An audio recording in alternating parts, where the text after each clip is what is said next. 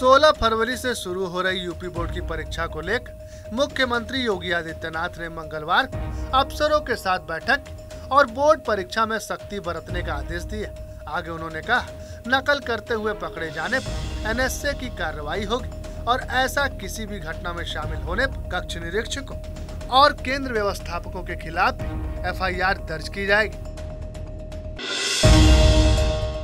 कानपुर देहात कांड पर deputy CM Brajesh Pathak ने अपनी प्रतिक्रिया देते हुए कहा कि जिसने भी यह काम किया है उन पर कार्रवाई करेंगे।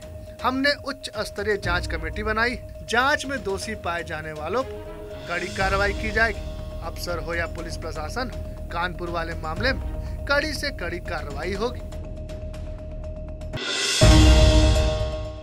मीडिया संस्थान बीबीसी के दिल्ली और मुंबई दफ्तर पर इनकम टैक्स के छापे पड़े, जिसके बाद समाजवादी पार्टी ने भी इस मुद्दे पर ट्वीट कर केंद्र सरकार को घेरा और सपा ने ट्वीट कर लिखा कि भाजपा सरकार लोकतंत्र को खत्म कर रही है। दिल्ली में बीबीसी के ऑफिस पर आयकर विभाग की जबरन छापेमारी बेहद निंदनीय है। प्रतापगढ़ के जिला स्पोर्ट्स स्टेडियम में सांसद खेल स्पर्धा का उद्घाटन करने पहुंचे डिप्टी सीएम केशव प्रसाद मौर्य ने कानपुर में हुई मां बेटे की मौत पर बयान देते हुए कहा कि यह बहुत दुर्भाग्यपूर्ण है और कहा कि मामले की उच्च स्तरीय जांच और निष्पक्ष कार्रवाई की जा रही है।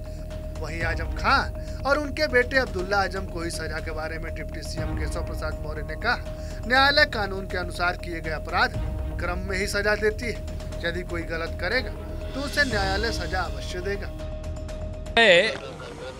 सरकार के निर्देश पर नहीं चलता है। माननीय न्यायालय कानून के अनुसार किए गए अपराध के क्रम में सजाएं देता है और अगर कोई गलत करेगा उसे सजा मिलेगी। और अगर राजनीति में भी कोई व्यक्ति है तो उसे भी संयम की ज़रूरत है। राजनीति में होने का मतलब ये नहीं होता है कि सड़क जाम करना या जो मन में आया वो बयान देना, ये नहीं होना चाहिए। प्रतापगढ़ में कांग्रेस नेता प्रमोद तिवारी ने प्रेस की आजादी को लोकतंत्र की आत्मा बताते हुए प्रधानमंत्री नरेंद्र मोदी और भाजपा सरकार पर जमकर निशाना साधा। उन्होंने कहा, प्रेस पर हमला कतई बर्दाश्त नहीं और क्या जो आवाज उठाएगा उसको हम दबाएंगे, डराएंगे, धमकाएंगे। हम प्रेस की अभिव्यक्ति की स्वतंत्रता के लिए शब्द से शब्द मिलाते हैं और उनके शब्दों की कड़ी निंदा करते हैं। पर बीबीसी डॉक्यूमेंट्री का बनना, छापे, दोनों का समय कोइंसिडेंस नहीं, इत्तेफाक नहीं, सोची समझी है चाल कि जो आवाज उठेगी उसे हम दबाएंगे, डराएंगे, धमकाएंगे। हम प्रेस की अभिव्यक्ति की स्वतंत्रता के स्वर से स्वर मिलाते हैं और इन दमनकारी कदमों की निंदा करते हैं। स्वामी प्रसाद मौर्य द्वारा साधु संतों को आतंकवादी कहने पर भूपेंद्र चौधरी ने कहा कि किसी भी धार्मिक ग्रंथ पर किसी को बोलने का कोई अधिकार नहीं है। वहीं मौलाना द्वारा ओम अल्लाह एक ही नाम होने के सवाल को यह कहकर टाल दिया, यह धार्मिक संतों का सवाल है, इस पर हम क्या बोलेंगे।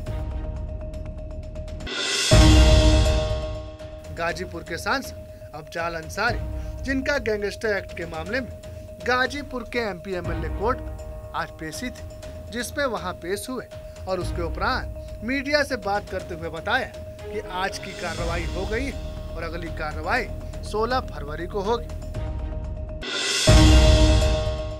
मौलाना मदनी द्वारा अल्लाह और ओम को एक ही बताने के सवाल पर रूबी आसिफ खान ने कहा कि मौलाना मदनी का दिमाग खराब हो गया है, उनकी बुद्धि भ्रष्ट हो गई है। वह इस तरह के बयान देते हैं, वह मौलाना मदनी से मौलाना पत्नी बन गए हैं। उनको यह नहीं दिखाई देता क्या बोलना है, क्या नहीं। सनातन धर्म एक धर्म था पहले, जिसमें सभी लोग हिंदू थे, कोई मुसलमान नहीं था। मुख्यमंत्री पुष्कर सिंह धामी ने सचिवालय देहरादून में उत्तराखंड राज्य सहकारी बैंकों की बैठक की। इस दौरान उन्होंने अधिकारियों को निर्देश दिए कि राज्य के पर्वतीय जनपदों में लोगों की आजीविका बढ़ाने के लिए सहकारिता के क्षेत्र में और प्रयास की जरूरत है, ताकि सरकार की विभिन्न योजनाओं का आम जन अधिक से अधिक फायदा उठा सके।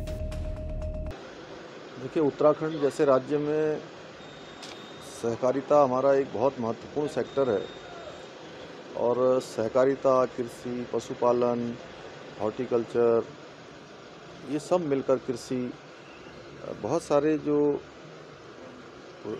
काम हैं संयुक्त तत्वाधान में संचालित हो रहे हैं, उन सभी पर आज समीक्षा